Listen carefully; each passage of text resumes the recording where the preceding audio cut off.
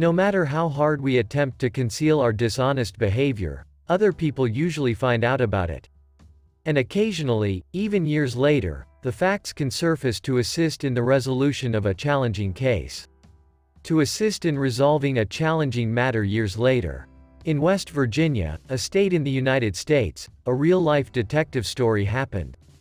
About 2 years ago, Wendy Palmer, a citizen of the state in the east of the nation, was severely battered inside her own home. Her mother came to check on her and discovered the unhappy woman lying in a pool of blood on the couch. Axe or machete had been used by the offender. That is what the law enforcement officials who responded to a call from the victim's mother and arrived on the site found. Jackson Ross Mellinger, the county's sheriff, handled the investigation in this horrifying tale. Doctors were unsure if the woman who had been attacked would survive her injuries due to her severe injuries. The police started looking for the offender right away, but it was difficult. Authorities came up with a number of explanations for why the savage beating occurred, but they all came to naught. The victim was the only resident of the residence, and there were no eyewitnesses, according to the sheriff. There were no witnesses, and the only person who resided there was the victim. Neither security cameras nor cell phones were present. We had nothing to fall back on. Mellinger persisted in his investigation despite the fact that the situation was extremely complex. He realized that the only person who could aid in the hunt for the offender was the victim herself was the actual victim.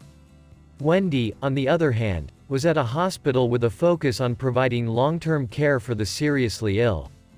The lady was unconscious. However, the personnel at the institution where the woman was detained got in touch with the authorities 2 years after the occurrence.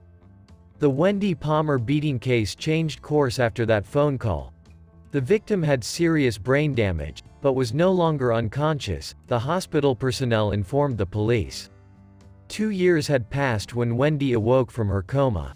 She was able to talk to people once more at last. To her dismay, Mellinger understood that the only person who could inform the police who had done this was the victim herself. Nobody who knew the woman even had a reason to hurt her.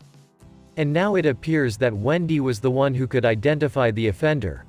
The sheriff stated that Palmer could only shake her head negatively or positively, but it was enough in reference to her abrupt coma recovery and the twist in a complicated case. Although it was difficult, the exchange with the police officers that showed up at the treatment center was worthwhile. Wendy was able to identify the offender. The police had at last discovered who had assaulted the woman in her home 2 years prior. Daniel, Wendy's own brother, was recognized as the attacker. The individual was detained by the police right away on suspicion of criminal attempted murder. He would serve a lengthy term. The investigation into the incident is still underway, and Daniel is currently in jail. The victim's brother was not at all startled by the allegations, according to reporters who spoke to the police officers who spoke to the police engaged in the investigation. Wendy was severely hurt by her own brother, but she managed to live and identify the culprit. The truth is usually disclosed sooner or later, and this story is about resiliency, bravery, a hunger for life, and, of course, those qualities. One way or another, sooner or later. That's it, friends. If you found this tale interesting, please spread the word. We'll talk soon.